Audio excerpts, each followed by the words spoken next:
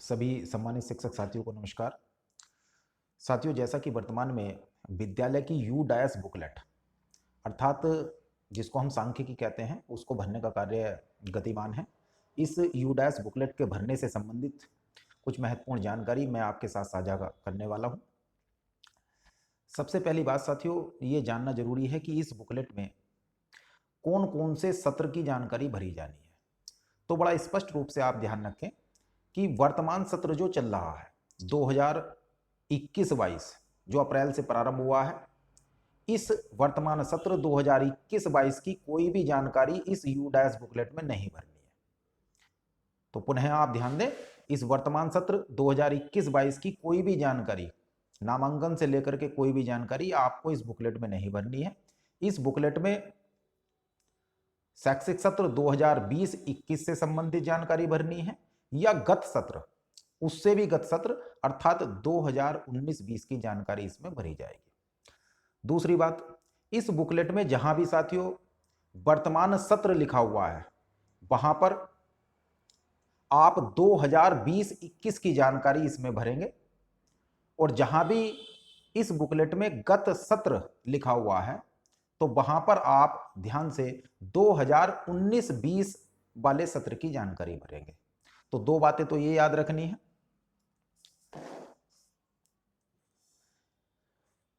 इस you dash booklet को भरने के दो तरीके हैं। एक तो साथियों, आप यदि टेक्निकल रूप से मजबूत हैं तो आप इसको ऑनलाइन स्वयं करेंगे। आप अपनी बीआरसी से अपने विद्यालय का यूजर आईडी और पासवर्ड, जो यूजर आईडी है वो तो आपका यू डैश कोड होता है और पासवर्ड आप ले लेंगे और स्वयं अपने विद्यालय की इस यू डैश बुकलेट को आप ऑनलाइन कर लेंगे। दूसरा तरीका ऑफलाइन है। आप इसे ऑफलाइन लें और ऑफलाइन भर सकते हैं, और भरने के बाद अपने शिक्षक संकुल सदस्य के पास इसे जमा कर दें।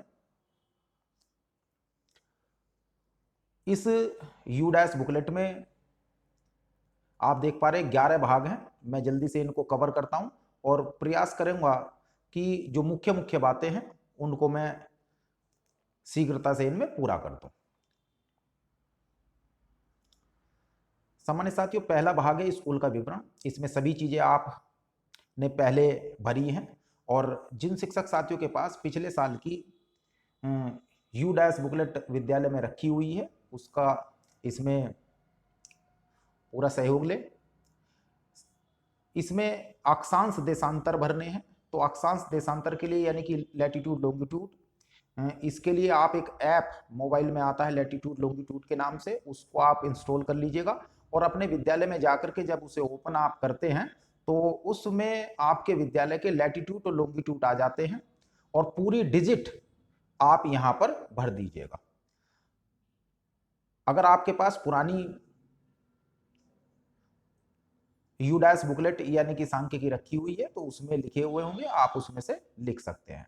फिर भी कुछ हमारे प्रधानाध्यापक या इंचार्ज अध्यापक साथी ऐसे हैं जिनके सामने समस्या रहती है, मोबाइल में ऐसा वो नहीं कर पाते हैं या इस तरह का मोबाइल नहीं है, तो वे इसे रिक्त छोड़ देंगे।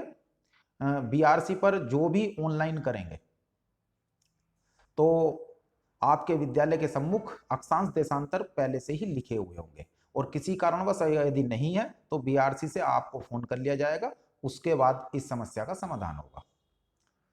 इसके बाद देखते हैं 1.4 सीआरसी का नाम लिखना, अपनी न्याय पंचायत का नाम लिखिएगा। 1.7 यहां अपने ब्लॉक का नाम लिखिएगा। 1.8 बसाहट का नाम यानी कि बस्ती का नाम लिख दीजिएगा। देखिए, गांव होता गांव का नाम है और उसके बाद बस्ती उसमें अगर है तो बस्ती का नाम है, बसाहट मतलब बस्ती। 1.8 इसी तरह से 1.9 में ब्लॉक का नाम लिख दीजिएगा और आगे सभी डिटेल आप ये भर सकते हैं। इसमें देखिएगा 1.14 का ख पार्ट प्रतिवादी।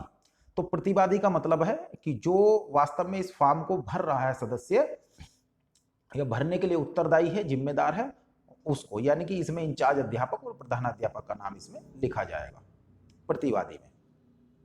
इसके बाद आगे चलते हैं, बाकी सभी डिटेल आप भर सकते हैं। इसमें 1.16 एक बार देख लीजिएगा, ये आप कर सकते हैं। और इसका जो गे पार्ट है, क्या प्री प्राइमरी सेक्शन आपके यहाँ है तो प्री प्राइमरी सेक्शन हमारे परिषदीय विद्यालयों में नहीं है, आप नहीं लिख देंगे। और स्कूल के प्रकार में सभी में हमारे यहाँ सह शिक्षा है, को एजुकेशन है। 1.18 आपको नहीं भरना है, ये मैनेजमेंट स्कूल के लिए है। और 1.19 में सेक्शन भरने हैं। तो हमारे परिषदीय विद्यालयों में अगर कोई ऐसा विद्यालय है जिसमें एक क्लास के 2 सेक्शन या 3 सेक्शन, सेक्शन मतलब अनुभाग हैं, तब आप क्लास के नीचे उतने ही भरते जाएंगे। तो सभी में मैं समझता हूं एक है, तो प्रत्येक कक्षा के नीचे आप एक भरते जाएंगे, एक सेक्शन। इसके बाद स्थापना वर्ष और अन्य जानकारी आप इनको भर लेंगे।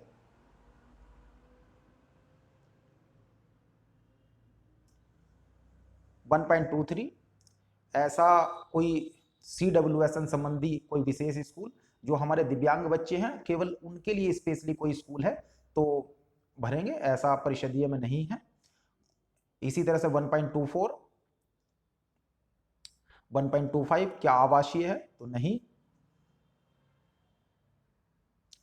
आगे की डिटेल आप भर सकते हैं। नेक्स्ट 1.26 क्या माइनॉरिटी से संबंधित स्कूल है तो हमारे परिषदीय ऐसा नहीं है। यदि कोई माइनॉरिटी का है, जैसे कि इसमें मदरसा या जो प्राइवेट स्कूल ऐसे हैं तो उनको करना है, अदरवाइज जो हमारे परिषदीय विद्यालय हैं वे नहीं भर देंगे।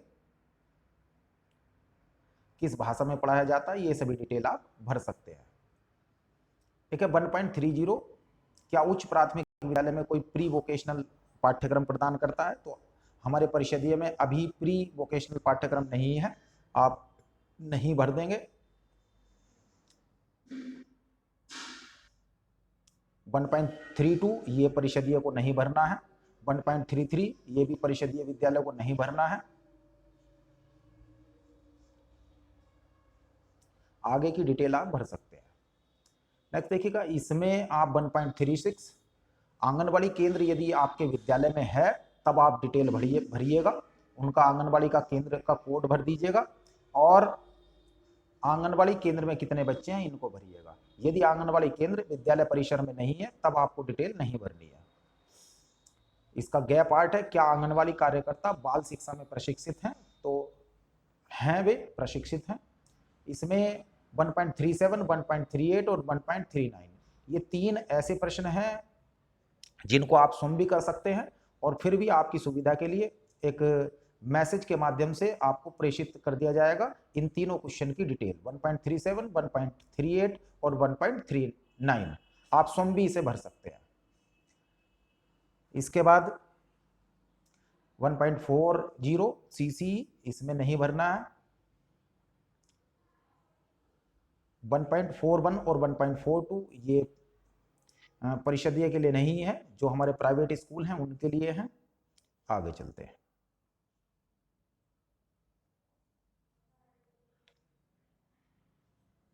.43 ये आपको इसमें नहीं भरना है। क्या कोई स्कूल से बाहर वाले बच्चे, out of school children, school में नामांकित हैं या विशेष प्रशिक्षण ले रहे हैं तो इसमें आप नहीं भरेंगे, क्योंकि 2020-21 की बात हो रही है, लॉकडाउन रहा है जी, लॉकडाउन रहा है, अतः आप इसमें नहीं भर देंगे। जैसे इसमें नहीं भरते, नीचे भरने की आवश्यकता नहीं है।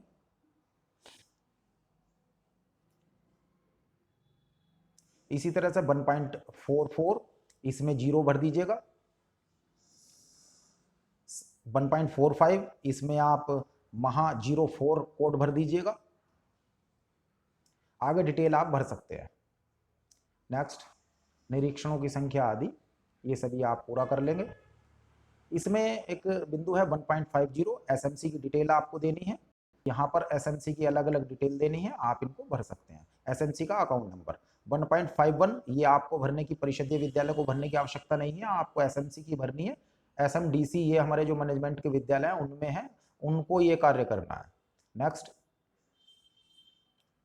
ये बिंदु भाग 2 भौतिक सुविधाएं उपकरण, इसमें आप देखेंगे 2.1.2 स्कूल भवन का प्रकार, इसको थोड़ा सा आप जान लें।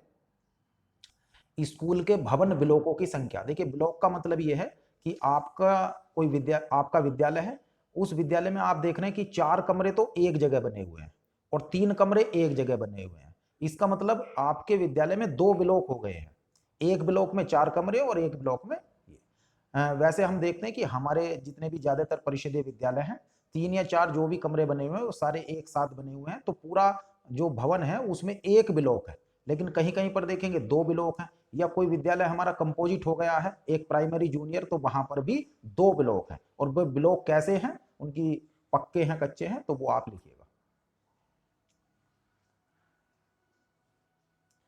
इसके बाद बात करते हैं हम चार दीवारी और अन्य, ये सभी डिटेल आप भर सकते हैं।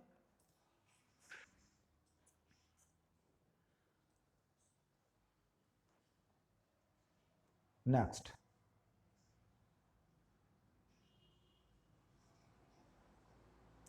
एक 2.1.9 रेन वाटर हार्वेस्टिंग। इसका मतलब ये होता है कि विद्यालय में जो बारिश का पानी है, वर्षा का पानी है, वो पाइप के माध्यम से नीचे एक बोरिंग होता है उसमें संरक्षित हो जाता है। तो यदि ऐसी विद्यालय में आपकी सुविधा है तब आप यस भरिएगा, अन्यथा नहीं।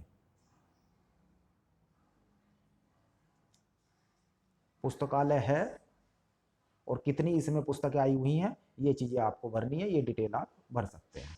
नेक्स्ट चलते हैं हम। देखिए एक प्रश्न इसमें है 2.1.14, क्या गत शैक्षिक सत्र में विद्यार्थियों की चिकित्सा जांच हुई थी? तो यहाँ पर ध्यान दें, गत शैक्षिक सत्र आया है। गत शैक्षिक सत्र का मतलब है यहाँ पर 2019-20, 2019-20। तो 2019-20 में यदि आपके यहाँ कोई टीम आई थी विद्यालय में, जैसे परिषदीय विद्यालय में बच्चों को चेकअप करने के लिए टीम आती है पीएससी अथवा सीएससी से और जांच करती है, यदि ऐसी जांच हुई थी तो आप लिखिएगा, और नहीं हुई तो नहीं।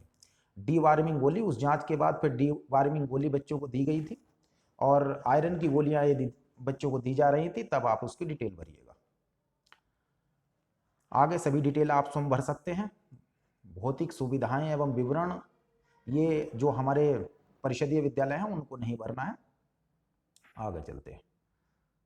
इसके बाद 2.23 कंप्यूटर एवं डिजिटल उपकरण। इसमें पहला है CAL लैब, यानी कि जो कंप्यूटर एजुकेशन या कंप्यूटर एडेड लर्निंग लैब है अथवा नहीं। यदि आपके विद्यालय में ऐसी सुविधा है कंप्यूटर एडेड लर्निंग लैब है तब आप लिखिएगा, अदरवाइज नहीं। और इसके बाद 2.3.3 में आप नोट करेंगे क्या क्या सुविधाएं इसमें हैं। नेक्स्ट, आगे डिटेल सभी भर सकते हैं। इसके बाद भाग 3 आसान है, इसमें सभी जानकारी आप भर सकते हैं। सो यहाँ पर कुछ कोड दिए गए हैं, ये जो कोड आप देख पा रहे हैं, ये कोड के माध्यम से आप आगे की डिटेल भरेंगे, जिसमें यहाँ पर सभी जितने भी विद्यालय में कार्यरत शिक्षक, शिक्षा मित्र, अनुदेशक साथी हैं, उनकी डिटेल यहाँ पर पूरी भरी जाएगी। इसको आप भर सकते हैं। इसमें जितने भी कोड हैं वो पीछे मैंने भी आपको अवगत कराए थे, वहां से देख करके आप भर लीजिएगा। सबसे महत्वपूर्ण इसमें जो पार्ट है वो है भाग 4, नए दाखिले नामांकन रिपीटर्स। सामान्य साथियों, अवगत कराना चाहूंगा कि इस पूरी यूडैश बुकलेट में यदि कहीं कमियां होती हैं तो इस भाग 4 में ही कमियां होती हैं, इसे बड़े आप ध्यान से देखेंगे। यहां पर बात हुई है प्री प्राइमरी एनरोलमेंट की। तो प्री प्राइमरी एनरोलमेंट यानी कि हमारे परिषदीय विद्यालय में कहीं भी LKG UKG नहीं है, तो हमारे विकास क्षेत्र में आप यहां पर डैश करेंगे। इसके बाद 4.1.2, इसमें न्यू एडमिशन, इसमें लिखा हुआ कक्षा प्रथम में नए दाखिले कितने हुए, न्यू एडमिशन कितने हुए हैं। तो यहां बड़ा ध्यान रखने की आवश्यकता है। न्यू एडमिशन आप ये ना सोचिएगा इस अप्रैल में कितने न्यू एडमिशन हुए हैं, बात हो रही है 2020-21 की। तो 2020-21 में सत्र में आपने कक्षा 1 में कितने एडमिशन लिए हैं, आप उनकी डिटेल यहां भरनी है, ये ध्यान रखें, क्योंकि यहां कंफ्यूजन हो सकता है। कुछ साथी हमारे ये अप्रैल से जो न्यू एडमिशन हुए हैं कभी उनकी डिटेल भर दें, तो वो डिटेल इसमें नहीं भरी जाएगी। इसमें सत्र 2020-21 में जो आपने नए एडमिशन लिए थे कक्षा 1 में, केवल उनकी डिटेल भरी जानी है। जी। इसके बाद यहां बड़ा ध्यान रखने की बात है 4.2 टेबल। ये जो सम्मानित साथियों 4.2 टेबल है, अगर कहीं पूरी यूडाइस बुकलेट में आंकड़े मैच नहीं करते हैं तो केवल इस टेबल की वजह से मैच नहीं करते हैं। इसको आप बड़े ध्यान से भरने का प्रयास करेंगे। सामान्य साथियों 4.2 टेबल में जो कै पार्ट है, इसमें आपको अपने विद्यालय का टोटल नामांकन करना है। इससे पहले मेरा एक प्रश्न है, मैं जानकारी देना चाहूंगा। सपोज करिएगा आपके विद्यालय में माइनॉरिटी अर्थात अल्पसंख्यक समुदाय के 10 बच्चे हैं। अल्पसंख्यक समुदाय में मुस्लिम हो सकते हैं, ईसाई हो सकते हैं, सिख हो सकते हैं आदि। तो आपके विद्यालय में सपोज करिएगा 10 बच्चे मुस्लिम बच्चे हैं माइनॉरिटी के। तो ध्यान ये रखना है जो भी अल्पसंख्यक समुदाय के बच्चे हैं उनकी एंट्री दो जगह होगी। एक तो 4.2 का जो कै वाली टेबल है टोटल नामांकन, उसमें भी अल्पसंख्यक समुदाय के बच्चों की एंट्री होगी टोटल नामांकन में भी, और उनकी एंट्री 4.2 का जो ख पार्ट है उसमें भी होगी। कहने का मतलब जो अल्पसंख्यक समुदाय के हमारे बच्चे हैं जैसे कि मुस्लिम बच्चे हैं, उनकी एंट्री दो जगह होनी है। एक टोटल नामांकन में जो 4.2 की एक कै वाली टेबल है इसमें, और उसके बाद ख टेबल में भी उन बच्चों की एंट्री होनी है। उदाहरण के रूप में मैं आपको अवगत कराना चाहूंगा, जैसे आपके विद्यालय में 50 बच्चे हैं नामांकित हैं, तो आप 4.2 की जो कै टेबल है उसमें टोटल 50 बच्चों का विवरण दीजिएगा। अर्थात जितने भी आपके विद्यालय में कुल नामांकित बच्चे हैं उनका सभी का विवरण दीजिएगा जाति वाइज, सामान्य जाति, एससी जाति, एसटी जाति और ओबीसी जाति। अब आप यहां कहेंगे कि माइनॉरिटी तो है नहीं, तो जो माइनॉरिटी है हमारे जो अल्पसंख्यक समुदाय के बच्चे हैं उनको भी देखिएगा कि वे कौन सी कैटेगरी में इसमें से आ रहे हैं। वे जैसे मुस्लिम बच्चे हैं उनमें से कुछ बच्चे हो सकता है वो जनरल कैटेगरी में हो और बाकी हो सकता है कि वे ओबीसी कैटेगरी में हो, तो उनको भी यहां रखिएगा। तो कहने का तात्पर्य आप समझ गए हैं कि विद्यालय का टोटल नामांकन आपको ऊपर भरना है, और ऊपर जो टेबल है ये कै वाली टेबल, इसमें आपको माइनॉरिटी भी इसमें भरने हैं, ठीक। और उसके बाद जब आप ख वाली टेबल भरेंगे तो ऊपर वाली टेबल में से जितने भी माइनॉरिटी के बच्चे हैं उन्हें पुनः यहां भरेंगे। तो मैं समझता हूं क्लियर हो गया है। पुनः एक बार बता रहा हूं कि आपके विद्यालय में यदि 50 बच्चे टोटल हैं तो उनकी 50 की एंट्री आप ऊपर कर दीजिएगा, और उसमें से जो 10 माइनॉरिटी के बच्चे हैं वो नीचे भी करेंगे। अर्थात माइनॉरिटी के बच्चों की एंट्री दो जगह होनी है, कै में और ख में। इसके बाद गै वाला है, गै वाली टेबल में जिनके पास आधार नंबर है आप उनको लिख दीजिएगा, बीपीएल कार्ड है उनको लिख दीजिएगा, और जो घ है इसको आप लिख सकते हैं। इसके बाद दूसरी महत्वपूर्ण टेबल हमारी 4.3 टेबल। इसमें वर्तमान शैक्षिक सत्र में कक्षा के तहत नामांकन भरना है। अर्थात 2020-21 में आपका जो नामांकन विद्यालय में था, कौन सा नामांकन था? 4.2 वाली टेबल में जो आपने भरा है। सपोज करिएगा, मान लीजिएगा आपके विद्यालय में 50 बच्चे आपने यहां भरे हैं 4.2 में, तो वही 50 बच्चे आपको यहां एंट्री होनी चाहिए 4.3 में आयु के अनुसार। तो ये दोनों टेबल मैच होती है, 4.2 वाली और 4.3 वाली। इनको दोनों को चेक कर लेना। 4.2 में जितने बच्चे भरे जाएंगे उतने ही बच्चों की संख्या 4.3 टेबल में होनी चाहिए। इसके बाद 4.4 ये आपको शिक्षण का माध्यम, ये आपको नहीं भरना है। कहीं पर ऐसे विद्यालय हैं जहां पर शिक्षण के माध्यम दो हैं, अंग्रेजी माध्यम में कुछ क्लासे के बच्चे अंग्रेजी माध्यम में भी पढ़ते हैं और हिंदी माध्यम में उनके लिए है जिन्हें 2 या 3 माध्यम से हैं।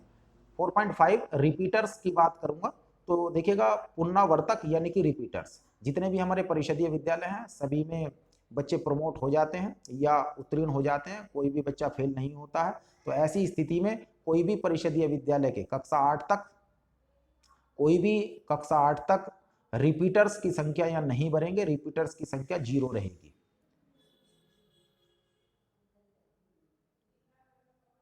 इसके आगे CWSN है। यदि आपके विद्यालय में कोई CWSN बच्चा है तो उसकी डिटेल आप यहां पर भरेंगे।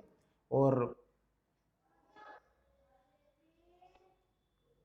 आगे जो इंटरमीडिएट स्कूल हैं उनकी डिटेल है।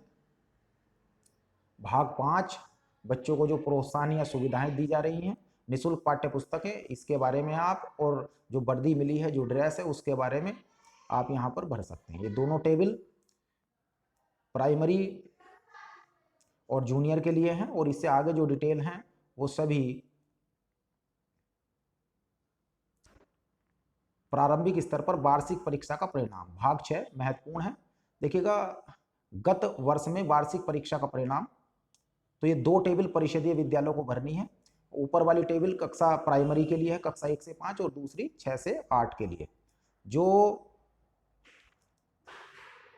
वार्षिक परिणाम में गत वर्ष मतलब 2019-20 में मार्च से के बाद लॉकडाउन हो गया था, ऐसी स्थिति में परीक्षा नहीं हो पाई थी। आप यहाँ सभी में डैश लगा दीजिएगा या 0 भर दीजिएगा। तो यहाँ पर संख्या 0 भरनी है। बोर्ड पर भाग 7 हमारे लिए नहीं है, ये जो इंटरमीडिएट स्कूल हैं उनकी बात है, हो रही है।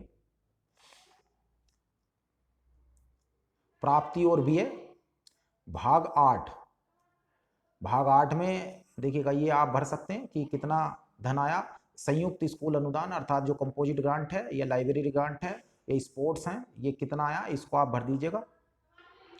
और 8.2 में यदि किसी NGO से या PSU से या समुदाय से आपको कोई धन, आपके विद्यालय को धन प्राप्त हुआ है, तो ऐसी स्थिति में भरिएगा, अन्यथा नहीं।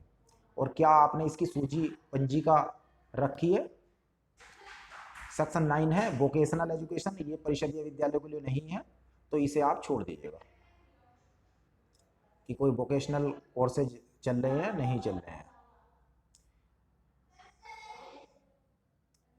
देखिए, भाग 10 है। भाग 10, इसमें PGI परफॉर्मेंस ग्रेडिंग इंडिकेटर के बारे में बात हुई है। तो पहला बिंदु आप भर सकते हैं, और इसमें दूसरा भी। पहला बिंदु में हाँ, सभी के पास ID है। इसमें एक 10.1.4 है, क्या स्कूल का मूल्यांकन पूरा कर लिया गया है, तो इसमें आप हाँ भरेंगे। क्योंकि अगर मूल्यांकन, स्कूल का मूल्यांकन का मतलब ये भी है कि एक तो परीक्षा के माध्यम से है, सेट होती है, लेकिन वो नहीं हो पाई थी। लेकिन दूसरा मूल्यांकन हुआ है कायाकल्प के अंतर्गत। तो कायाकल्प के अंतर्गत लगातार विद्यालय का मूल्यांकन होता रहा है, और तो आप इसमें हाँ भरिएगा। और इसके बाद 10.1.5, इसमें भी हाँ भरिएगा, क्योंकि कायाकल्प के आधार पर मूल्यांकन आपके विद्यालय का हो रखा है, और उसी के आधार पर आपने इंप्रूवमेंट प्लान्स भी बनाए हैं, योजनाएं भी बनाई हैं। और तीसरा पॉइंट है 10.1.6, तो इसमें भी आप हाँ भरिएगा। PFMS के तहत पंजीकृत है, बिल्कुल पंजीकृत है।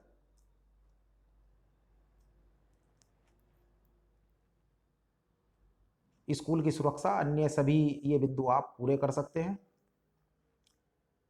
क्या स्कूल आपदा प्रबंधन योजना तैयार की गई है, और अन्य चीजें। मैं समझता हूं साथियों, मैंने प्रयास किया, कुछ जो भी बिंदु थे वे आप तक जानकारी पहुंच जाए। अंत में आप यहां पर अपने सिग्नेचर मोहर ये करेंगे, और अपने शिक्षक संकुल सदस्य साथी को इसको उपलब्ध करा देंगे। शिक्षक संकुल सदस्य साथी इसको प्रमाणित कर देंगे। इन्हीं के साथ सभी शिक्षक साथियों को मेरा नमस्कार, धन्यवाद।